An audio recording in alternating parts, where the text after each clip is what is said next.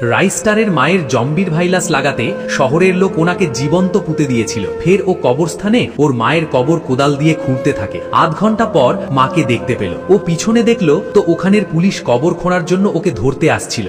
তারপর ও মাকে তুলে কোলে নিয়ে ঘরে নিয়ে যেতে থাকলো। ও মাকে নিয়ে রাস্তা থেকে যাচ্ছিল আর ওর পিছনে পুলিশ পড়েছিল। ফের পুলিশ গাড়ি থেকে নামলো আর রাইডস্টারও থেমে গেল। পুলিশ ওর দিকে বন্দুক দেখিয়ে বলল, তাড়াতাড়ি ওকে আমাদের হাতে তুলে দে। ফের রাইডস্টার একটা বোম বের করে পুলিশ গাড়িতে ছুড়ে দিল। ওটাতে জিপ বাস্ট করলো আর দুজন পুলিশ অফিসার ওখানে মারা যায়। রাইস্টার ওর মাকে ঘরে নিয়ে আসলো আর একটা ডাক্তার নার্সকেও সাথে নিয়ে আসলো। নার্স মাকে জম্বি থেকে আবার মানুষ বানিয়ে দিল। মা উঠে বসলো। তখন রাইস্টার জানালা দিয়ে দেখলো যে মাকে ধরতে পুলিশ আসছে। ও মাকে বলল, মা তাড়াতাড়ি এখান থেকে পালাও, পুলিশ এসে গেছে। এটা শুনতেই দুজন পালাতে লাগলো। ওর পিছনে একটা পুলিশ বন্দুক নিয়ে তাড়া করলো। দুজন জোরে ছুটতে লাগলো। তারপর দুজন পাশের একটা জিপ লাইনে এসে ওখান থেকে অন্যদিকে যেতে লাগলো। পুলিশওয়ালা পিছন থেকে ওদের উপর গুলি চালাচ্ছিল। গুলি লাগার জন্য দুজনের হাত পিছলে যায়। নিচে একটা নদী ছিল, দুজনে নদীতে পড়ে যায়। সাঁতার কেটে দুজনে ব্রিজের নিচে চলে আসে। রাইস্টার ওর মাকে কেঁদে কেঁদে বলল, মা আমার খিদে পেয়েছে। মা ঠিক আছে বলে খাবার আনতে চলে গেল।